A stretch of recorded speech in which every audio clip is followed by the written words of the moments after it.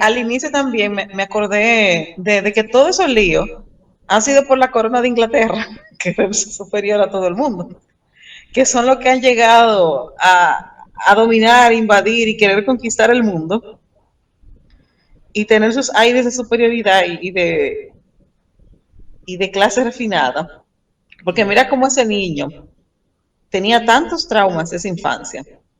Porque aparte de que tenía el trauma del papá, que era el que le metía en la cabeza de que ellos eran dueños y que no se juntara con esa gente, y él queriendo y teniendo también una conexión con la raza, porque él hasta conocía de los rituales y todas esas cosas de la raza y se sentía parte de ellos.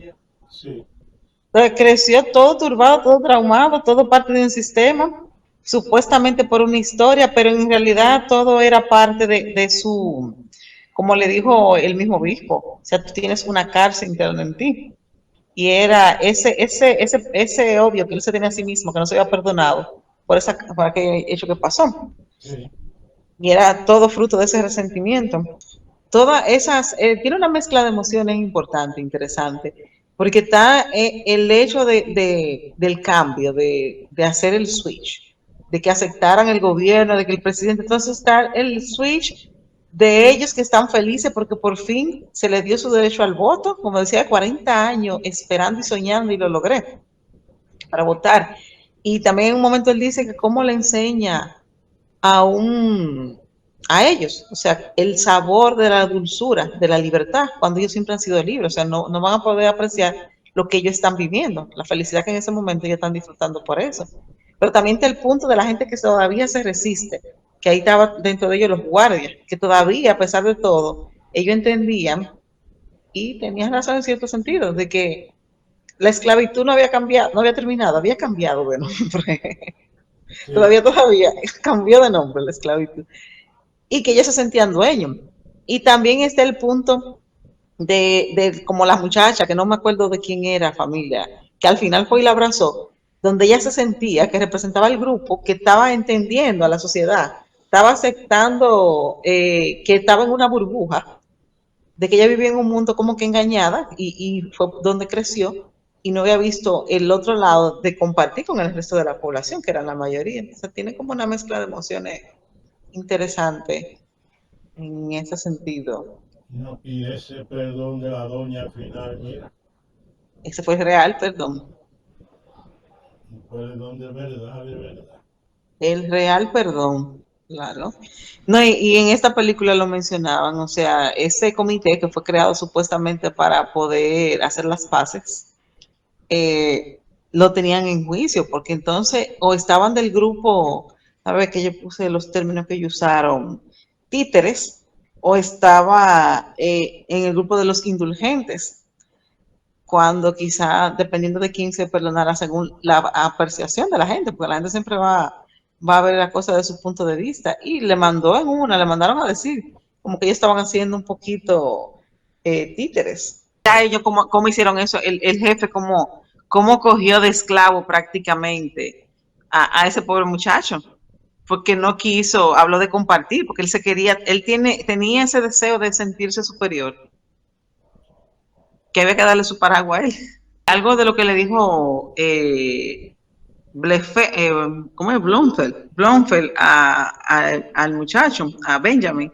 Yo te voy a enseñar a ti a que sepas quién eres tú y a quién tú debes servir. Una cosa así fue que le dijo. O sea, la mayoría de ellos no todavía no se identifican con ellos y No, se sienten todavía esclavos. O sea, tienen todavía esa opresión encima que no lo han liberado. Y esos conflictos, como le dio también el mismo sacerdote a Blomfeld, esa cárcel interna es peor, porque es muy difícil uno odiarse a uno mismo. Fueron bueno, maestros ambos de cada uno, porque en el fondo también él le demostró, le probó su fe, que pasa mucho en la mayoría que se dedican a los servicios. Él incluso habló de que él se cuestionó y cuestionó a Dios de no hacerse sentir. Y algo que yo siempre llamó la atención, Blomfeld se lo dijo a él al inicio, o sea, si tú te das cuenta, lo que tú predicas es como un reino de castigo, que Dios castiga y todas esas cosas, eso es lo que la gente me enfoca en las iglesias, que ahí viene mi conflicto. La iglesia son la gente que más condenan, que más culpables, que más que perdonar, estamos bien buscando pecadores y culpables y que ofendieron, a diferencia de quizás el arrepentimiento que te brinda, que se supone que tú vas a buscar en el infierno. Entonces, en cierto sentido, ahí él también lo puso a analizar qué acciones él hacía también en contra de todo eso y recordar, y la señora fue gran soporte para él, para la esposa. Sí, la esposa.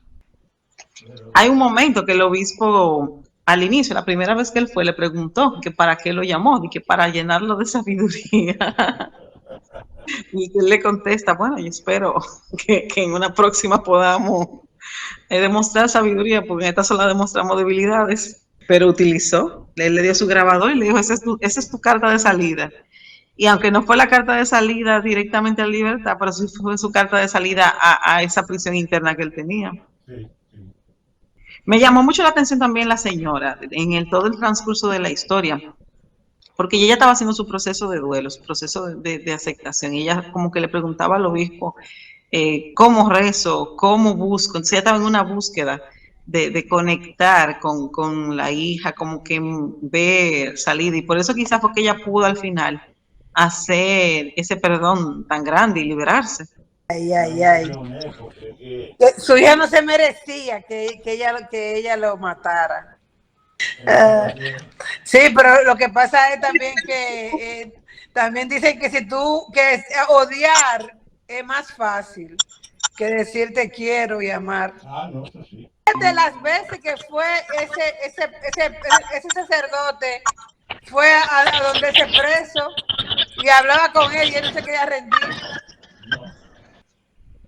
Que me gusta mucho de la película, la parte en la que el reverendo le habla a él y le dice que él quiere responsabilizar a otro por su rabia. O sea, los sentimientos que él tenía encontrado de las situaciones que pasaron en su vida, él quería echarle la responsabilidad a la raza negra, que eran los responsables, y por eso él se ensañó tanto, hizo todo lo que hizo, creo que también era un nivel de impotencia de parte porque él no logró en su momento poder hacer lo que él se sentía culpable, porque esa niña que mató el papá cuando era aparentemente, él tenía una ilusión con esa niña. Mira que él conservó la foto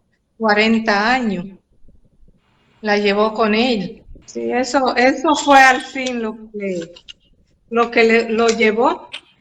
Y yo siento que lo que él hizo con Benjamin fue como una forma de él reivindicar un poco parte de todo lo que había hecho. O sea, cómo yo intento sanar un momento haciéndole a otro, ayudando a otro, porque él realmente, aunque Benjamin lo quiso matar a él cambió la carta, o sea, y no se volvió agresivo contra él. Sino que yo creo que él vio en Benjamin también, porque él le preguntó la edad, él como que se identificó en Benjamin cuando él comenzó a hacer lo que estaba haciendo, y en ese sentido él fue víctima mucho de su infancia, porque él, aparte de que le comentaba yo de Spin al inicio que le conectamos, aparte de que él vivió con un papá que era súper agresivo, que la señora hace la historia que el papá hasta el brazo le rompió, o sea, una gente extremadamente racista en ese momento, y él compartiendo con esas personas que hasta se identificó, como decía Magali, tenía una conexión. En ese sentido yo creo que él asimiló también con Benjamin, que tenía 17 años, que quería ser aceptado, que quería identificarse, y por eso él hizo tanto lo de Benjamin como lo de la confesión. Sí, así fue. La cinta que él mandó, que él le dio, que él le dejó al Señor para que la llevara al juicio, ¿verdad? Porque Sí. la cinta era él que la tenía, yo creo, ¿verdad? Él se grabó porque el padre le dejó la grabadora, el obispo, y entonces él decidió utilizarla y dejó la grabación porque sabía que le iban a caer encima. Ya ellos temían que él, como tenían muchos secretos de ellos, de la droga que ponían, de las cosas que hacían, que iba a decir todo.